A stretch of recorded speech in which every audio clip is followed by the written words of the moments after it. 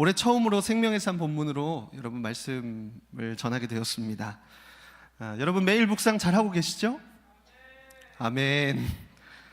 네, 매일 묵상해야 말씀으로 인도함을 받을 수가 있습니다. 내일부터 명절이지만 여러분 쉬지 않고 매일 꼭 말씀 묵상하는 거 도전해 보시기를 바라요. 그렇게 여러분 각 사람이 말씀으로 인도함을 받으시기를, 또 각 사람이 건강한 교회로 세워져 가기를 소망합니다. 오늘은 예수님이 정말 주고자 하셨던 것, 예수님이 정말 주고자 하셨던 것이라는 제목으로 하나님의 말씀 전하겠습니다.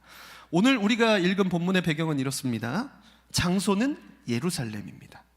그리고 시기는 유대인의 명절인 초막절의 마지막 날입니다. 초막절은 무교절 그리고 77절과 함께 유대인의 3대 절기 중에 하나입니다.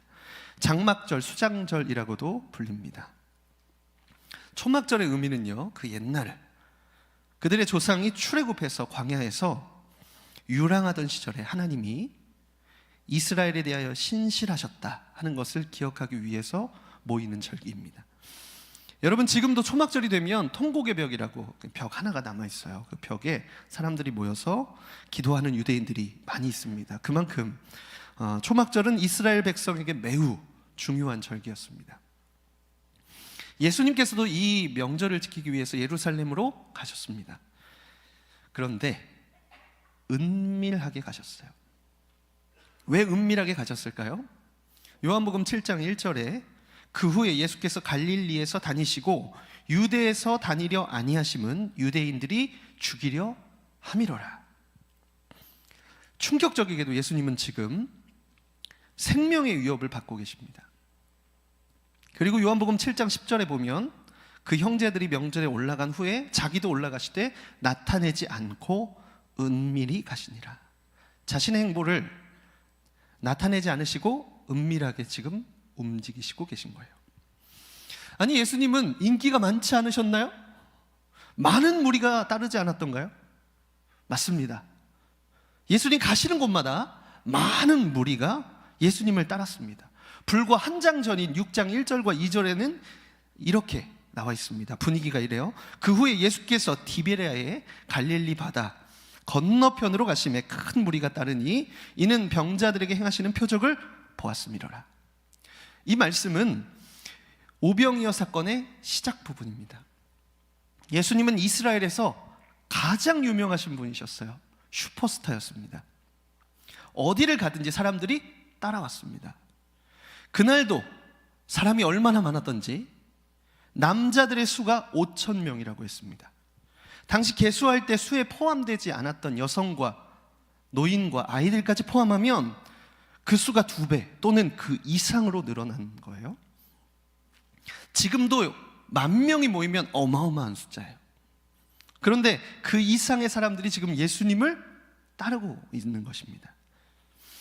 그렇다면 그렇게 많은 사람들이 따르던 예수님이 지금 생명의 위협을 받고 계시는 이유는 무엇일까요? 도대체 그 사이에 무슨 일이 있었던 것일까요?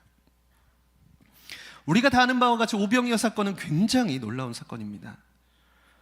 마치 그들의 조상이 아무것도 없던 광야에서 만나를 먹었듯이 엘리야 시대에 사르밧 과부에게 밀가루와 기름이 떨어지지 않았던 것처럼 거기에 있는 모든 사람이 배부르게 먹고도 남는 음식이 남는 기적이 일어났습니다. 그 당시 기적을 경험했던 사람들은 무척이나 놀라고 고향되었을 거예요. 그래서 요한복음 6장 14절에 그들이 예수께서 행하신 이 표적을 보고 말하되 이는 참으로 세상에 오실 그 선지자라 하더라. 예수님께서 그런 사람들의 반응을 보시고 한 3일 더 집회를 연장하시고 매 끼니마다 빵을 바게트, 소금빵, 무화과 깜바뉴 이렇게 종류별로 막 배부르게 먹여주시고 밤에는 치유 집회를 여셔서 막 병을 막 고쳐주시고 그러셨을까요? 아니에요. 예수님은 사람들의 그 말을 들으신 직후에 무리를 떠나서 혼자 산으로 올라가셨어요. 그리고 제자들도 갈릴리 바다 건너편으로 보내셨습니다. 그 이유가 바로 다음 절인 6장 15절에 쓰여 있어요. 그러므로 예수께서 그들이 와서 자기를 억지로 붙들어 임금으로 삼으려는 줄 아시고 다시 혼자 산으로 떠나 가시니라. 기적을 경험한 무리들의 마음이 감사함과 감격으로만 채워지고 끝났으면 좋았을 텐데 그들의 마음에 예수님을 왕으로 삼으려고 하는 생각이 자리 잡습니다. 왕으로 삼아서 뭐 하려고 하는 거예요? 매일 빵을 달라는 거예요. 먹는 문제를 해결해 달라고 하는 것입니다. 우리는 오병이어의 기적을 예수님이 무리를 불쌍히 여기셔서 그 배고픔을 해결하시는, 그렇게 배부르게 하신 기적이라고만 생각하기 쉽습니다. 오병이어 기적은 마태복음, 마가복음, 누가복음, 요한복음 이렇게 사복음서에 다 기록되어 있어요.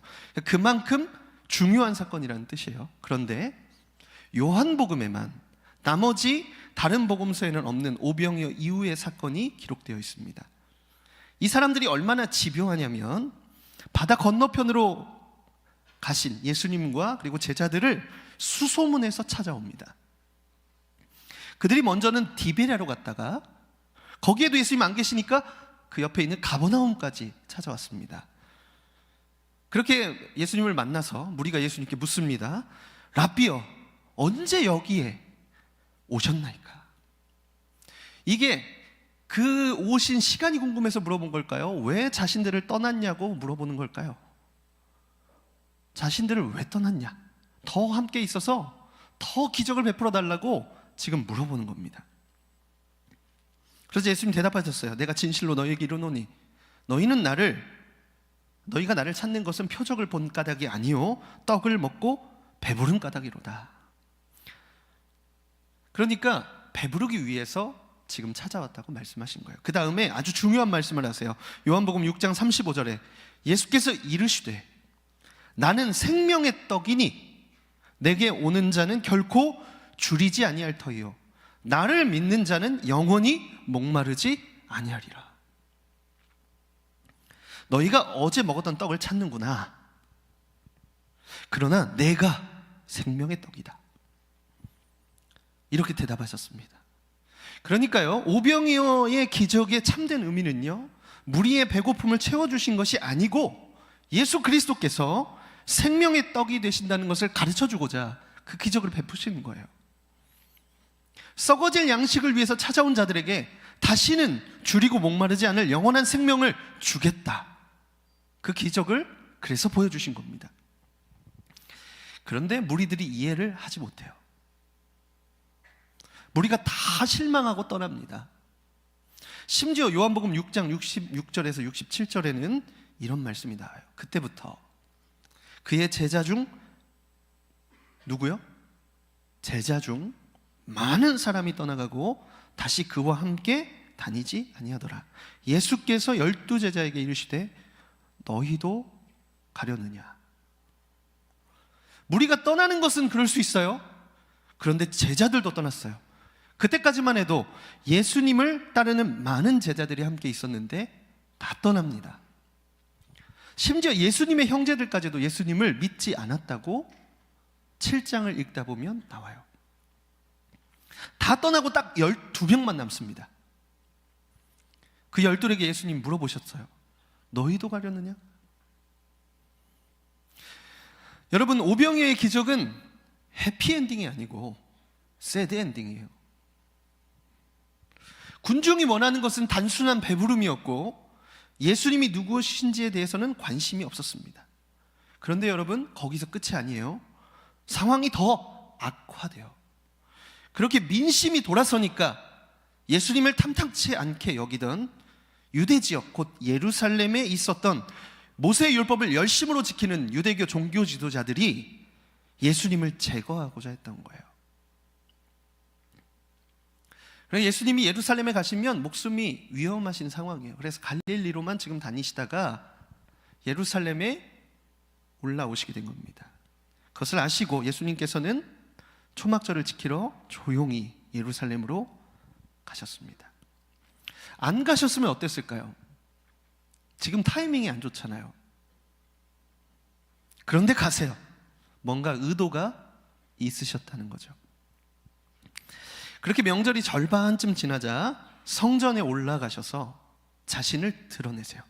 요한복음 7장 14절에 이미 명절의 중간이 되어 예수께서 성전에 올라가사 가르치시니, 초막절은 7일을 지킵니다. 7일을 지키고 이제 8일째가 되는 날에 성회, 그 거룩한 대회라고 해서 다 같이 모여요. 초막절 이제 한 3일, 4일 정도 됐을 때 성전에 들어가셔서 하나님의 말씀을 가르치셨다는 거예요. 아니나 다를까 한바탕 논쟁이 벌어졌습니다. 그때 예수님께서는 율법을 지킨다고 하면서도 자신의 의와 종교적인 행위만 있는 유대인들을 강하게 비판하세요. 여러분 이제 묵상하신 분들은 아시죠? 7장을 쭉 읽어보시면 예수님과의 그 논쟁이 나와요. 다행히도 그날 유혈 사태는 일어나지 않았어요. 요한복음 7장 30절에 그들이 예수를 잡고자 하나 손을 대는 자가 없으니 이는 그의 때가 아직 이르지 아니하였음이로라. 하나님께서 허락하시지 않은 거예요. 아직 죽으실 때가 아니라는 말씀입니다. 그리고 며칠이 더 지납니다. 초막절의 마지막 날인 큰 날에, 곧 사람들이 가장 많이 모이는 날에 예수님께서 군중 앞에서 외치며 말씀하세요. 그것이 바로 오늘 본문입니다. 우리 오늘 본문 말씀을 다시 한번 같이 한번 읽어볼까요? 시작. 명절 끝날 곧 큰 날에 예수께서 서서 외쳐 이르시되 누구든지 목마르거든 내게로 와서 마시라. 나를 믿는 자는 성경의 이름과 같이 그 배에서 생수의 강이 흘러나오리라 하시니 이는 그를 믿는 자들이 받을 성령을 가르쳐 말씀하신 것이라. 예수께서 아직 영광을 받지 않으셨으므로 성령이 아직 그들에게 계시지 아니하더라. 이 말씀하시려고 명절에 예루살렘의 위험을 무릅쓰고 오신 거예요. 그러면 이 말씀의 의미가 무엇인가? 예수님께서는 이 말씀을 마지막 날인 큰 날에 하신 이유가 있어요. 여러분 초막절이 시작되는 초막절 절기가 시작되는 첫날부터 6번째 날까지 제사장들이 앞장을 서고 그리고 성전에 올라온 유대인들이 동참해서 행렬을 이루어서 뭘 하냐면 하루에 한 번씩 실로암 연못에서 물을 길어다가 성전의 제단에 붓습니다. 이것은 과거 자기 조상들이 출애굽의 광야길에서 물을, 곧 광야에서는 물이 생명이에요. 그러니까 물, 곧 생명을 공급하신 하나님께 감사를 드린다는 의미예요. 그리고 이제 7째 날이 되면 이와 같은 행렬을 7번을 연속적으로 행하게 됩니다. 그러면서 이들이 이사야서 12장 3절의 말씀을 외쳐요. 그러므로 너희가 기쁨으로 구원의 우물들에서 물을 기르리로다. 이렇게 외치는 거예요. 외치면서 감사와 소망의 기도를 드리는 것이죠. 그렇게 모든 예식이 끝나면 그 다음 날 8일째 되는 날이 큰 날이에요. 이 날은 안식일처럼 다 같이 모여서 모든 노동을 금하고 온 회중들이 함께 성회로 모여서 하나님께 희생 제물을 드림으로 절기가 마치게 됩니다. 이 날은 물을 붓지 않았어요. 그런데 그날에 예수님께서 당신 자신이 물이다, 그냥 물이 아니고 물, 곧 그 생명을 공급하시는 분이심을 나타낸 것입니다. 그래서 어떻게 말씀하세요? 내게로 와서 마셔라. 자신을 믿는 자들에게 성경에 쓰여진 말씀대로 그 배에서 생수의 강이 흘러나온다 말씀하셨어요. 그런데 여러분, 이 말씀을 외치셨다라고 쓰여 있습니다. 어떻게 외치셨을까요? 영어 성경에는 loud voice 또는 cried라고 쓰여 있어요. 그러니까 조용히 말씀하신 게 아니에요. 큰 소리로 울부짖듯이 말씀하신 거예요. 제가 한번 해볼까요? 마이크를 쓰지 않고.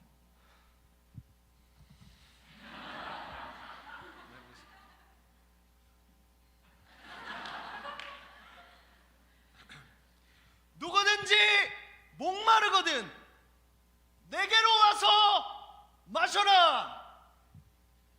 나를 믿는 자는 성경의 이름과 같이 그 배에서 생수의 강이 흘러나리라. 이렇게 말씀하신 거예요. 그 사람들이 막 웅성웅성거리는 갑자기 그 자리에 예수님이 울부짖으시듯이 큰 목소리로 외치셨단 말이에요. 내게로 와서 마셔라. 그러면 너희가 다시는 목마르지 않을 거야. 목마르지 않는 정도가 아니고 너희에게서 생수의 강이 흘러나올 거야. 그런데 그 당시에는 누구도 이 말의 진정한 의미를 이해하지 못했습니다. 생명의 떡을 보고도 알지 못했던 자들은 이제 생수의 근원을 만나고도 깨닫지를 못합니다. 초막절을 지내며 그토록 여러 번 물을 길어와서 막 제단에 부었어요. 그 의미를 기억하면서 하나님을 찬양했어요. 그런데 정작 반석에서 물을 내시는 생명의 근원이 거기서 외치시는 소리를 이해하지 못해요. 여러분은 이 말씀을 이해하실 수 있습니까? 다 깨달아지세요? 어떻게 하면 이 말씀을 이해할 수 있을까요? 사도 요한복음을 기록하신 사도 요한은 이 생수의 강이 무엇인지 오해하지 않도록 친절하게 써주었어요. 이는 그를 믿는 자들이 받을 성령을 가리켜 말씀하신 것이라. 이 생수의 강은 예수님을 믿는 자가 받을 성령입니다. 그러니까 이 말씀을 이렇게 다른 각도로 이해하면 성령을 받은 자만이 이 말씀을 이해할 수 있다는 거예요. 남은 12명의 제자들도 예수님이 죽으시고 부활하실 때까지도 이 말씀의 참 의미를 몰랐어요. 이후에 성령이 임하신 다음에 깨달아진 거예요. 그때야 비로소 예수님이 생명의 근원이시라는, 생명의 떡이시라는, 길이요 진리요 생명이 되신다는 그 사실이, 그 진리가 깨달아진 것입니다. 그래서 곧 성령께서 깨닫게 하신다는 거예요. 요한복음 16장 13절에서 14절의 말씀에 그러나 진리의 성령이 오시면 그가 너희를 모든 진리 가운데로 인도하시리니 그가 스스로 말하지 않고 오직 들은 것을 말하며 장래의 일을 너희에게 알리시리라. 그가 내 영광을 나타내리니 내 것을 가지고 너희에게 알리시겠습니다. 여러분, 이 성령은 진리의 영이세요. 곧 예수님이 영원한 생명의 떡이심을, 그 진리를 깨닫게 하시는 분이에요. 성령은 우리 안에서 깨닫게 하시는 분입니다. 예수님이 어떠한 분이신가, 그것을 조명하심이라고 합니다. 그러니까 우리로 하여금 결코 사람은 깨달을 수 없고, 그리고 우리의 지혜와 우리의 경험으로도 알 수 없는 그 하나님의 말씀에 있는 그 깊이 있는 진리를 조명하시면 깨달아지는 거예요. 나는 생명의 떡이니 내게 오는 자는 결코 줄이지 아니할 터이요 나를 믿는 자는 영원히 목마르지 아니하리라. 이렇게 말씀하셨잖아요. 여러분, 이 말씀의 참된 의미가 무엇일까요? 이 말씀의 진짜 의미가 뭘까요? 뭘 먹는 거고 도대체 뭘 마신다는 거예요? 예수님이 말씀하신 떡은 예수님의 살이에요. 물은 예수님의 피예요. 곧 자신의 살과 피를 지금 주시겠다는 말씀입니다. 자신을 속죄의 제물로 내어주심으로 영원히 죽을 죄에서 구원하시겠다고 말씀하시는 거예요. 당시에 이 말씀을 어떻게 누가 이해하겠어요? 예수님이 뭘 주시겠다는 거예요? 자신을 주신다고 하시는 겁니다. 여러분, 예수님이 정말 주고 싶으셨던 것, 진짜 주고 싶으셨던 것은 바로 자기 자신이십니다. 자기 자신을 주시려고 그렇게 외치고 계시는 거예요. 자기 자신을 주시려고 기적을 베푸시는 거예요. 자기 자신을 주셔서 우리로 하여금 생명을 얻게 하시려고 살과 피를 십자가에서 찢으시고 쏟으심으로 그 십자가의 죽으심으로 영생에 이르는 양식이 되겠다고 말씀하고 계시는 것입니다. 영원한 생명으로 초대하고 계시는 거예요. 여러분, 우리도 먹고 사는 문제를 구하러 하나님 앞에 나와요. 맞아요. 먹고 사는 문제 정말 중요한 문제예요. 그런데요, 음식이 없는 광야에서 매일 만나와 메추라기를 먹고도 불평하다 죽는 것이 인간이에요. 물이 없는 광야에서 매일 물을 마시고도 불평하다가 하나님께서 보내신 불뱀에 물려서 갈증으로 죽는 게 인간이에요. 그래서 장대에 놋뱀을 달아서 쳐다보면 산다고 그 살 길을 내주어도 고집스럽게 보지 않고 죽는 게 인간입니다. 여러분, 예수님이 지금 자신을 내어주시겠다고 하시는 거예요. 그런데 이해할 수가 없어요. 이 말은 사람의 지식으로 이해할 수 있는 말씀이 아니기 때문에 그래요. 하나님의 손과 그리고 하나님의 얼굴이라는 표현이 있습니다. 하나님의 손은 필요를 채우시고 공급하시고 돌보시고 먹이시고 고치시는 손이에요. 홍해를 가르시고 물과 음식이 없는 곳에서 만나와 메추라기를 매일 주시며 물을 40년간 공급하시는 손입니다. 오병이어의 기적을 베푸시는 손이에요. 그런데 정작 그 손만 보다가 하나님의 얼굴을, 곧 그분 자체에 대해서는 알지 못하는 것입니다. 사람들은요, 이 손을 원해요.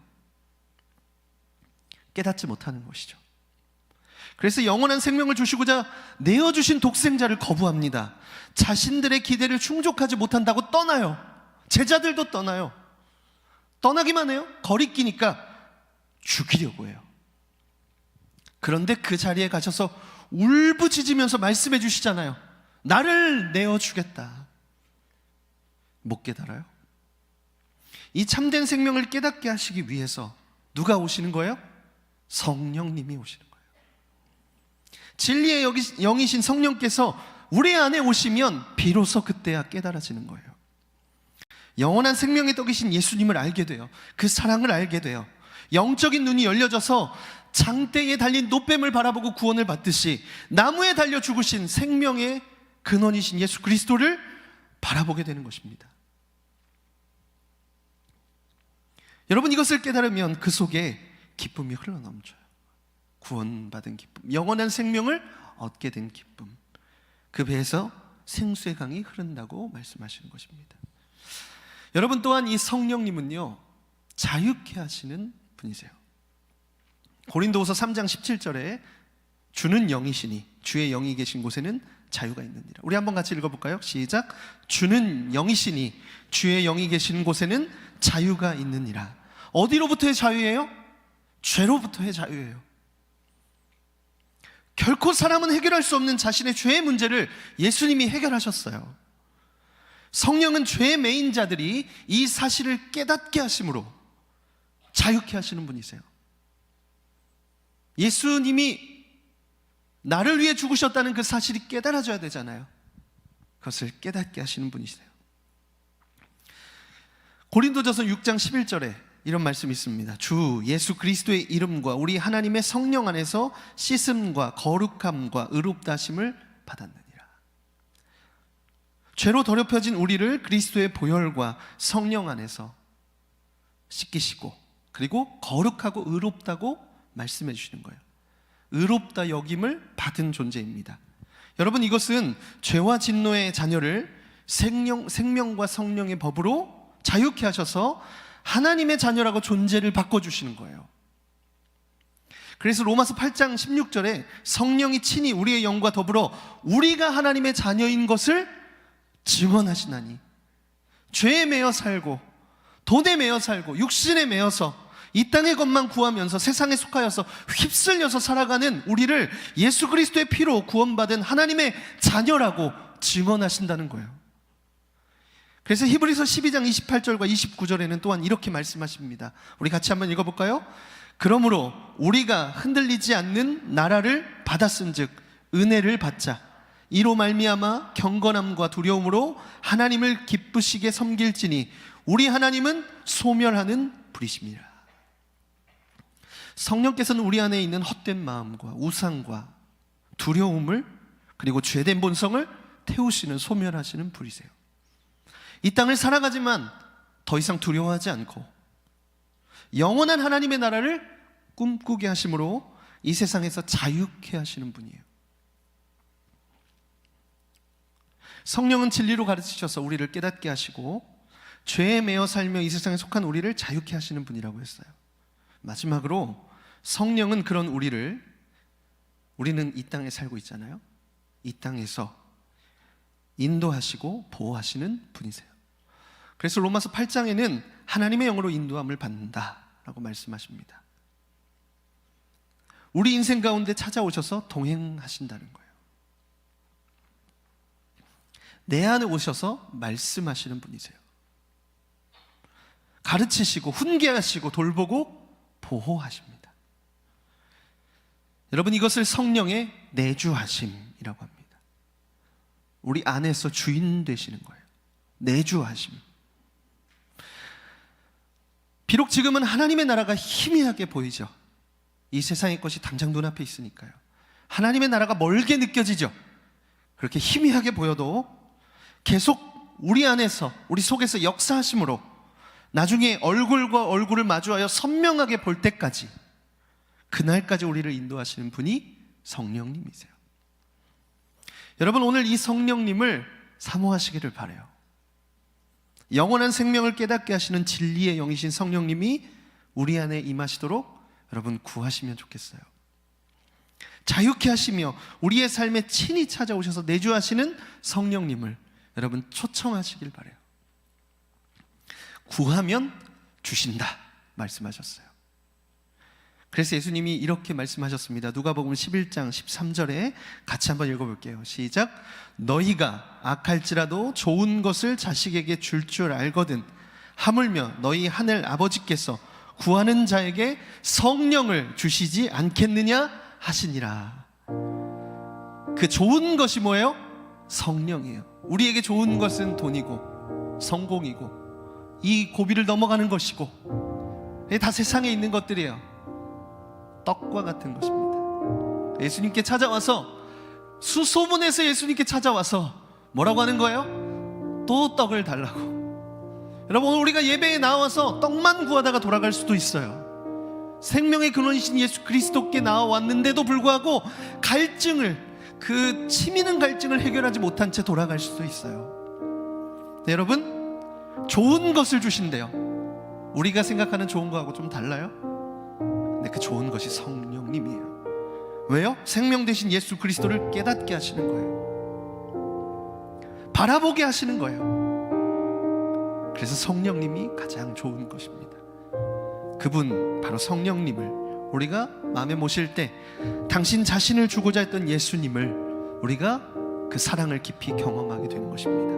영원한 생명을 얻으라고 자신을 내어주신, 영원히 함께 살자고 자신을 내어주신 예수님과 함께 동행하는 우리의 삶이 되기를 소망합니다. 여러분, 그 생명을 다 소유하시기를 소망합니다. 여러분, 성령님을 좀 초청합시다. 그것을 깨닫게 하시고 바라보고 끝까지 믿음을 지키며 살도록 도와주실 거예요. 오늘 주의 성령께서 각 사람 가운데 임해 주십니다. 여러분, 우리의 마음을 열어서 성령님을 초청하시고 영원한 생명을 소유한 기쁨을 흘러넘치는 자로 살기를 소망합니다. 우리 말씀 기억하면서 함께 같이 찬양하기를 원합니다. 성령이 오셨네 라는 찬양이에요. 우리의 인생 가운데 친히 찾아오셔서 영원한 생명을 얻게 하실 뿐만 아니라 그 나라에 가기까지 우리를 도우시는 성령님, 여러분 좀 초청하시면서 찬양하시면 좋겠어요. 오늘은 성령님의 임재는 여러분 자유함 가운데 임하십니다. 여러분 좀 자유롭게 성령님을 좀 초청하시면 좋겠습니다. 그래서 자유함 가운데 주님 제 안에 임재하여 주옵소서. 우리 같이 고백하겠습니다.